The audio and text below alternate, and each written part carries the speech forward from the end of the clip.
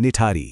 ये नाम सुनते ही जहन में भारत के सबसे खौफनाक, सबसे कुख्यात क्रिमिनल केसेस में से एक की तस्वीरें घूमने लगती हैं, है ना? एक ऐसी कहानी जिसने सच में पूरे देश को झकझोर कर रख दिया था। पर करीब करीब 2 दशक बाद इस कहानी का जो अंत हुआ, वैसा तो शायद ही किसी ने सोचा होगा। 13, ये नंबर देखिए। एक आदमी, उस पर 19 से भी ज्यादा हत्याओं का इल्जाम, और निचली अदालतों से मिली 1 नहीं 2 नहीं पूरी 13 मौत की सजाएं। और फिर लगभग 20 साल बाद ये पूरा का पूरा केस ताश के पत्तों की तरह ढह गया। तो सवाल यही है, आखिर हुआ क्या? कैसे भारत का सबसे सनसनीखेज माना जाने वाला सीरियल किलिंग केस पूरी तरह से बिखर गया? चलिए आज इसी पहेली को सुलझाने की कोशिश करते हैं और इस पूरे मामले को परत दर परत समझते हैं। अक्टूबर 2023 में इलाहाबाद हाई कोर्ट ने सुरेंद्र कोली को बरी कर दिया और फिर 2024 में सुप्रीम कोर्ट ने भी उसकी रिहाई पर मुहर लगा दी। जी हां, जिस एक आदमी को निठारी की उन भयानक हत्याओं का दोषी ठहराया गया था, वो अब सारे आरोपों से बरी है। इस एक फैसले ने हमारे पूरे जस्टिस सिस्टम पर कई बड़े सवाल खड़े कर दिए हैं। तो ये सब शुरू कहां से हुआ था? चलिए कहानी की शुरुआत में चलते हैं। तो कहानी की शुरुआत होती है निठारी के उस हाउस ऑफ हॉरर से, एक ऐसा गांव जो उस वक्त डर और खौफ के साए में जी रहा था। साल था 2005-2006। निठारी गांव से एक एक करके बच्चे और टीनेजर्स रहस्यमय तरीके से गायब हो रहे थे। किसी को कुछ पता नहीं चल रहा था।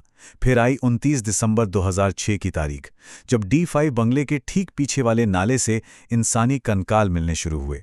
बस इस एक खबर ने पूरे देश में तहलका मचा दिया और फौरन बंगले के मालिक मोनिंदर सिंह पंडेर और उसके नौकर सुरेंद्र कोली को गिरफ्तार कर लिया गया।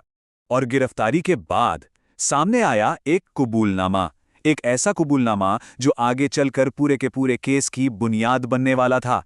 सुरेंद्र कोली ने जो कबूल किया वो इतना खौफनाक था कि सुनकर किसी के भी रोंगटे खड़े हो जाएं। उसने कहा कि वो पीड़ितों को बहला फुसलाकर घर के अंदर लाता था, उनकी हत्या करता था और फिर उनके शरीरों के साथ हैवानियत करता, उन्हें काटता, उनके अंग खाता और बचे हुए टुकड़ों को नाले में फेंक देता था। सोचिए जरा, हत्या, निक्रोफीलिया, नरभक्षण, इतने भयानक इल्जाम जब कोई खुद कबूल कर ले तो जनता और अदालतें कैसे यकीन न करती।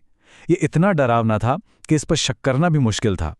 लेकिन ये जो इतना मजबूत दिखने वाला केस था, वो असल में रेत पर बना था, और जैसे ही मामला हाई कोर्ट और सुप्रीम कोर्ट पहुंचा, इसकी नींव में दरारें साफ साफ दिखने लगी। चलिए देखते हैं कैसे। सबसे पहला और शायद सबसे बड़ा सवाल उसी कबूलनामे पर उठा।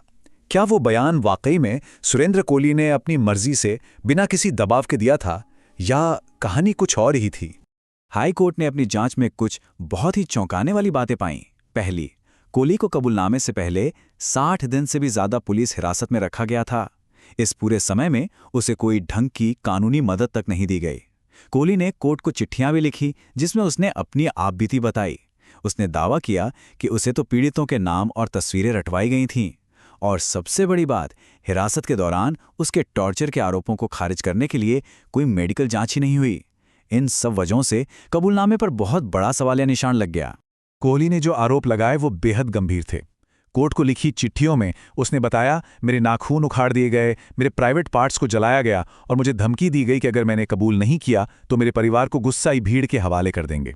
अब सोचिए, ऐसे भयानक टॉर्चर के आरोपों के बाद क्या उस कबूलनामे को अपनी मर्जी से दिया गया माना जा सकता है? बिल्कुल नहीं। और सिर्फ यही नहीं, जांच एजेंसियों की कहानी भी वक्त के साथ बदलती रही। देखिए, शुरू में पुलिस और सीबीआई का दावा था कि कोली और पंडेर दोनों ने मिलकर जुर्म कबूला है और कंकाल भी दोनों ने मिलकर बरामद करवाए हैं। लेकिन बाद में पूरी कहानी ही पलट गई। सारा का सारा दोष अकेले कोली पर डाल दिया गया। कोर्ट ने इस बदलते हुए नैरेटिव को जांच में एक बहुत बड़ी खामी माना। अब बात करते हैं सबूतों की, और यहां तो मामला और भी ज्यादा गड़बड़ था। क्राइम सीन, उसे सील तक नहीं किया गया। सोचिए, मीडिया, लोकल लोग सब वहां घूम रहे थे। कोली को मौके पर लाने से पहले ही नाले में खुदाई शुरू हो चुकी थी।